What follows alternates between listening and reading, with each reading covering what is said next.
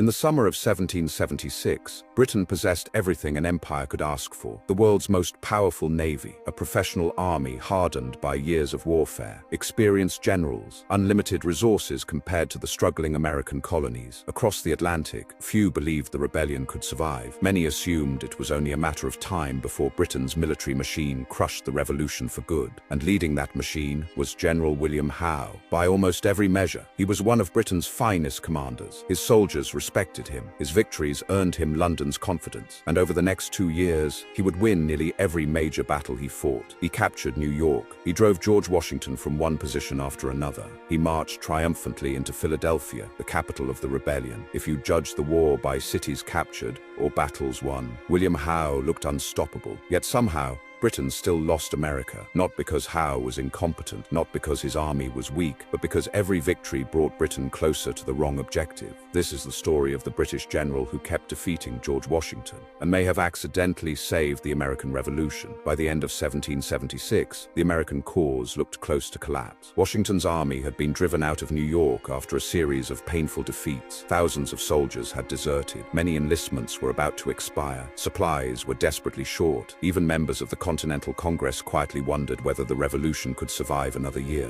Across Britain, confidence was growing. The rebellion appeared disorganized. American forces had repeatedly retreated, and London believed that one final campaign could end the war altogether. From the British perspective, the situation seemed almost ideal. They controlled New York. Their navy dominated the coastline. Fresh reinforcements continued arriving from Europe. Everything suggested that the next campaign would finish what the previous one had started. If Britain could force Washington into one decisive defeat, the rebellion might simply collapse under its own weight. That responsibility rested on one man, General William Howe. Unlike some of his more aggressive contemporaries, Howe wasn't known for reckless attacks or dramatic gambles. He preferred careful planning, methodical operations, and overwhelming force. His reputation had been built on professionalism rather than boldness. He wasn't chasing glory. He was trying to win wars efficiently. To many in Britain, there was no better commander for the job. He had already proven himself during the 7 Years' War. Now he had been given Britain's greatest challenge: to end the American Revolution. At first, everything suggested he was doing exactly that. No one, not in London, not in Philadelphia, and certainly not in Washington's headquarters, could have imagined that the man winning almost every battle would become one of the biggest reasons Britain failed to win the war. By August 1776, George Washington had made a dangerous gamble. He positioned the bulk of the Continental Army on Long Island, just across the East River from Manhattan. The idea seemed reasonable. If the Americans could hold Brooklyn Heights, they might prevent the British from taking New York altogether.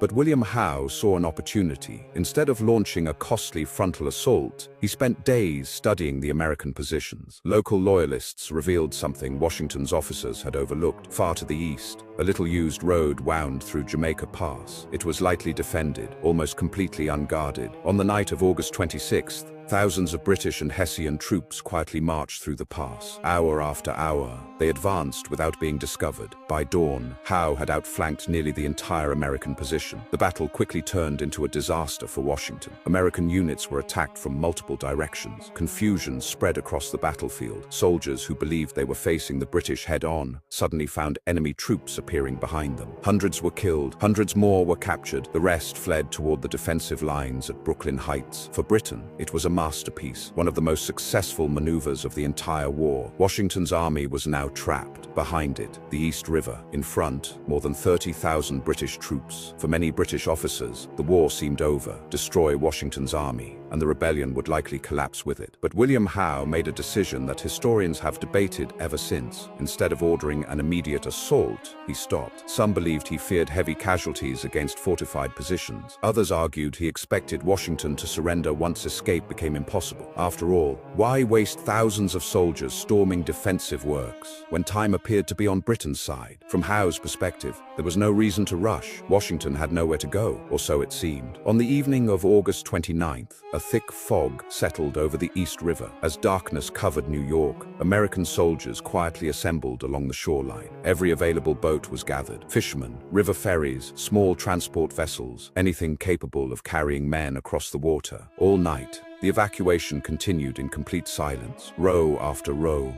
boat after boat. Entire regiments crossed to Manhattan. The operation should have been impossible, yet British patrols never realized what was happening. By sunrise, Washington's army had vanished. When the fog finally lifted, British troops looked across empty fortifications. The army they believed was trapped had escaped. It was one of the most remarkable withdrawals in American military history. Britain had won the battle decisively, but it had failed to destroy the one thing that mattered most. Washington's army still existed. At the time, few people considered that important. The British had captured ground, forced another American retreat, and maintained complete control of the campaign. It looked like another overwhelming victory, but Long Island established a pattern that would repeat itself throughout the war. William Howe consistently defeated Washington on the battlefield, yet each time, the Continental Army survived to fight another day, and with every escape, the American Revolution received something far more valuable than a victory. It received another chance. Long Island wasn't the last time William Howe defeated George Washington. It was only the first. Over the following months, the pattern repeated itself again and again. Washington abandoned Manhattan, retreated north, tried to slow the British advance wherever he could. Each time, Howe forced him back. At White Plains, the British once again pushed the Continental Army from the battlefield. Soon afterward,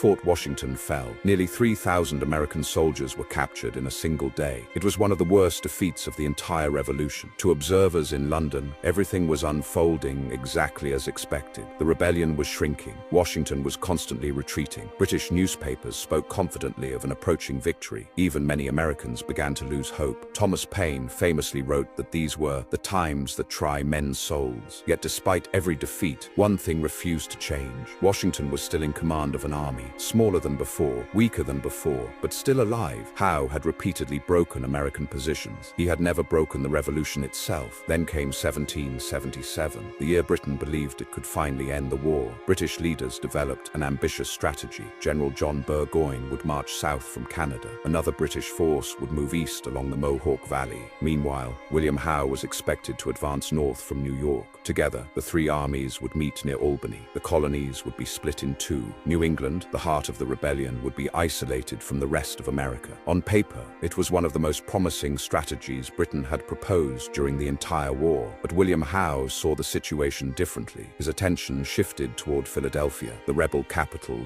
the home of the Continental Congress. Capturing it offered an obvious political reward. If Britain's army occupied the capital, perhaps the rebellion would simply collapse. From Howe's perspective, the choice was logical. Governments depended on capitals. Wars often ended when capitals fell. So instead of marching north to support Burgoyne, Howe loaded his army onto ships, sailed south, and launched a campaign against Philadelphia. Once again, he achieved exactly what he set out to do. After defeating Washington at Brandywine, British troops marched into Philadelphia in September 1777. The capital of the rebellion now belonged to Britain. It was another impressive victory, another captured city, another successful campaign, but Washington escaped once again. His army withdrew, regrouped, and remained in the field. The Continental Congress simply relocated. The rebellion continued. Slowly, Washington was beginning to understand something about his opponent. William Howe wasn't obsessed with destroying the Continental Army at any cost. He preferred carefully planned operations, capturing key objectives, avoiding unnecessary risks. That made him an excellent battlefield commander. But it also meant Washington no longer needed to win. He only needed to survive, because every time his army escaped, Britain had to fight the entire war all over again. By the end of 1777, William Howe had achieved almost everything a British general could reasonably hope for. He had captured America's two most important cities, New York, Philadelphia. He had defeated George Washington in nearly every major engagement. His army remained one of the strongest fighting forces in North America. If someone had looked only at the map, the British appeared to be winning. But wars aren't won by collecting cities. They're won by breaking your enemy's ability to keep fighting. And despite all of Howe's victories, the Continental Army still existed. Every winter, it rebuilt. Every spring, it returned. Every campaign Britain thought would be the last turned into another year of war. Washington had come to understand something that many British commanders never fully appreciated. Cities could be recaptured, supplies could be replaced, governments could relocate, an army could not. As long as the Continental Army survived, the revolution survived with it. That realization changed the entire American strategy. Washington no longer measured success by territory. He measured it by survival. If preserving his army meant abandoning another city, so be it. If avoiding a battle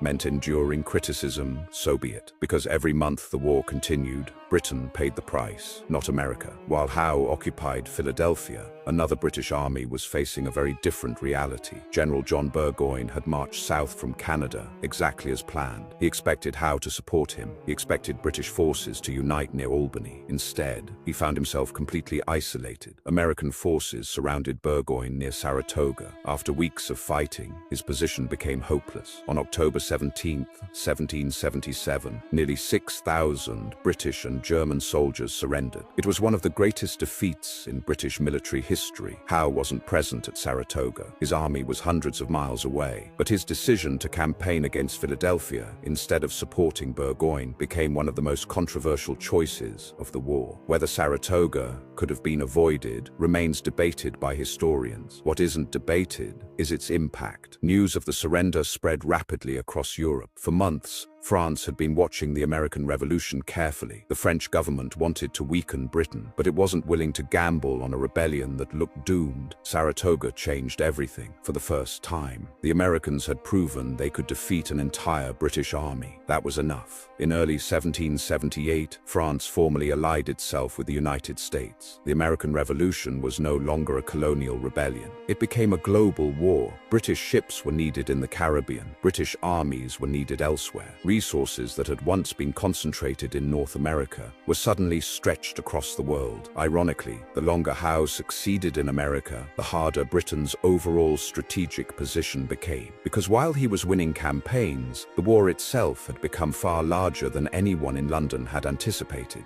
Looking back, it's easy to blame William Howe for Britain's defeat, but history is rarely that simple. Howe wasn't an incompetent commander, quite the opposite. He repeatedly outmaneuvered George Washington. He won battles that many generals could only dream of. He captured the largest city in America, then the capital. His campaigns were organized, professional, and on the battlefield, remarkably successful. The real problem wasn't that Howe lost battles. It was that Britain expected battlefield victories to end a political revolution. Those were two very different goals. Every city Howe captured, the Americans abandoned. Every position he seized, Washington eventually replaced. Because the revolution wasn't tied to New York or Philadelphia. It was tied to an army that refused to disappear. As long as Washington remained in the field, Britain had no decisive victory, only another campaign. That was the difference between the two commanders. William Howe fought to defeat armies. George Washington fought to preserve one. One measured success by territory gained, the other measured success by time. And in a war of independence, time favored the weaker side. Every month the revolution survived. The colonies recruited more soldiers, built stronger alliances, gained greater international support. Meanwhile, Britain spent more money, more supplies, more ships, more lives. The longer the war continued, the more expensive victory became. Eventually, it became too expensive to achieve. At the beginning of this story, we asked a simple question. How could a general win almost every battle and still lose the war? The answer is that William Howe was solving the wrong problem. He believed capturing cities would break the rebellion. Washington knew the rebellion would survive as long as its army survived. Every time Howe chose caution over annihilation, every time Washington escaped, every time another campaign ended without destroying the Continental Army, the revolution lived to see another year. No single decision lost Britain the war. No single battle won America its independence. Instead, the outcome was shaped by a series of reasonable decisions that, together, produced an unexpected result. That's what makes William Howe such a fascinating figure. Not because he was Britain's worst general, but because he may have been one of its best. And sometimes, history isn't changed by spectacular mistakes. It's changed by good decisions that slowly lead to the wrong destination. William Howe never intended to save the American Revolution.